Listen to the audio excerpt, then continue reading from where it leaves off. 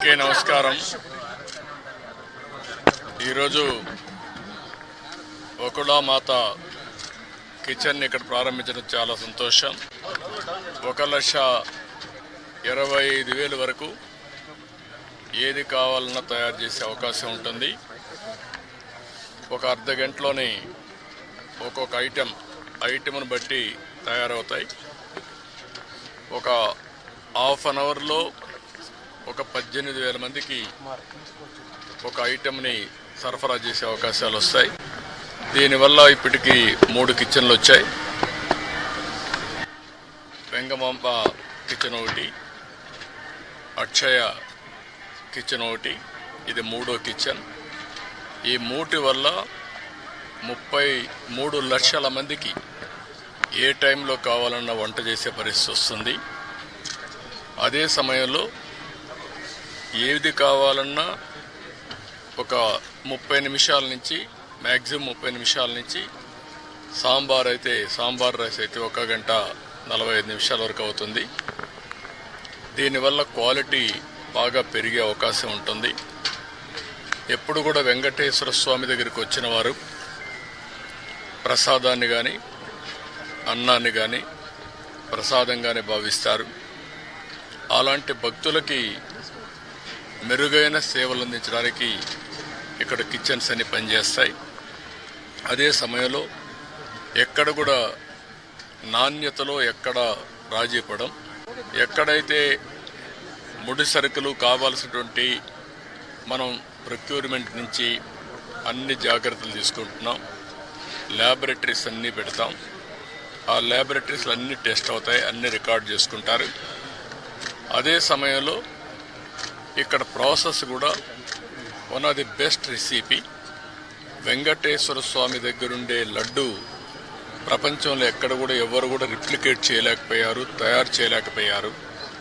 దానికంటూ ఒక పేటెంట్ కూడా ఉంది. చాలామంది ప్రయత్నం చేసి కూడా ఫెయిల్ అయ్యారు. అలాంటి పవిత్రమైన లడ్డుని కానీ, ఇక్కడుండే జిలేబీ కానీ, ఇక్కడుండే మైసూర్ పాక్ కానీ దానికి ఒక ప్రత్యేకత ఉంది. వడకు కూడా ఒక ప్రత్యేకత ఉంది. అలాంటి మళ్ళీ ఇవన్నీ కూడా టోటల్గా ప్రక్షాళన చేసి రాబోయే రోజుల్లో ఫీడ్బ్యాక్ కూడా తీసుకుంటాం. ఈరోజు మీరు చూస్తే ఉదయం ఒక అర్ధ గంట నేను కూడా సమీక్ష చేశాను. నా సమీక్షలో ఒకప్పుడు ఏవైతే పగడ్బందీగా చేయడానికి మొత్తం గ్రీన్ కవర్ అయితే ఇప్పుడు 72%కి వచ్చాం. డీప్ ఏదైతే ఫారెస్ట్ ఉందో దీన్ని 72%కి వచ్చాం. దాన్ని 90% తీసుకుపోయే అవకాశం ఉంది. బయోడైవర్సిటీ కూడా ఫోకస్ చేయమన్నాను. అదే సమయంలో ఇక్కడ వాటర్ కన్జర్వేషన్ కూడా లాజికల్గా తీసుకుపోవాల్సిన అవసరం ఉంది. ఒకప్పుడు మెడిసినల్ ప్లాంట్స్ కూడా తీసుకొచ్చి పెట్టాం. ఇవన్నీ కూడా ఎందుకంటే ఒక పక్క బయోడైవర్సిటీ ఒకటి, రెండోది ప్రశాంతమైన వాతావరణాన్ని క్రియేట్ చేయడానికి అనుకూలమైన వాతావరణం చేయాలని చెప్పి ఉద్దేశంతో ముందుకు పోయాం. అది కూడా ఒకసారి మళ్ళా సమీక్ష చేశాను. రెండోది పరిశుభ్రత మీద కూడా ఎక్కువ శ్రద్ధ పెట్టమన్నాను. ఎక్కడెక్కడి నుంచో భక్తులు వస్తారు. భక్తులు వచ్చినప్పుడు వాళ్ళకు కావాల్సింది వెంకటేశ్వర స్వామి నామం తప్ప ఇంకొకటి మాట్లాడే పరిస్థితి లేకుండా వాళ్ళు అన్ని విధాలు ఒక ప్రశాంతమైనటువంటి ఒక దివ్య క్షేత్రంగా ఇది ఎప్పటికప్పుడు ఉండాల్సిన అవసరం ఉంది. సజెషన్స్ ఇచ్చాం. అదే మరి ఇక్కడ ఫుడ్ కూడా ఏదో ఫ్యాన్సీ ఫుడ్లే కాకుండా ఇక్కడుండే భక్తుల మనోభావాలకు అనుకూలంగా, ఇక్కడ మన సాంప్రదాయాలకు అనుకూలంగా ఉంటే చాలా బాగుంటుంది. అలాంటివి కూడా చేయమని చెప్పి ఆదేశాలు ఇచ్చాను. అదే మరి ఎండ్ టు ఎండ్ ఇవన్నీ కూడా ఒపీనియన్ కూడా తీసుకోవడం, భక్తుల మనోభావాల్ని గౌరవించడానికి ఏమేం చేయాలనో అవన్నీ చేస్తాం. ఇప్పుడు సేవకులు కొంతమంది ఉన్నారు, శ్రీవారి సేవకులు. వాళ్ళు కూడా ఎప్పుడో నేను ప్రవేశపెట్టాను. వాళ్ళు ఒక 15 లక్షల మంది అయ్యారు. వాళ్ళు కూడా ఒక స్పిరిచువాలిటీ సైడ్ ఎట్లా తీసుకెళ్ళాలి, వాళ్ళల్లో కూడా భక్తిభావం ఎట్లా పెంచాలి, ఇక్కడే కాకుండా నిజ జీవితంలో కూడా వెంకటేశ్వర స్వామి శ్రీవారి సేవకులు ఉన్నప్పుడు వాళ్ళ నిజ జీవితంలో కూడా దీన్ని ఆచరించాల్సిన అవసరం ఉంది. వాళ్ళకి కావాల్సిన ట్రైనింగ్ అవన్నీ ఇచ్చి వాళ్ళు కూడా కెపాసిటీ బిల్డింగ్ చేస్తాం.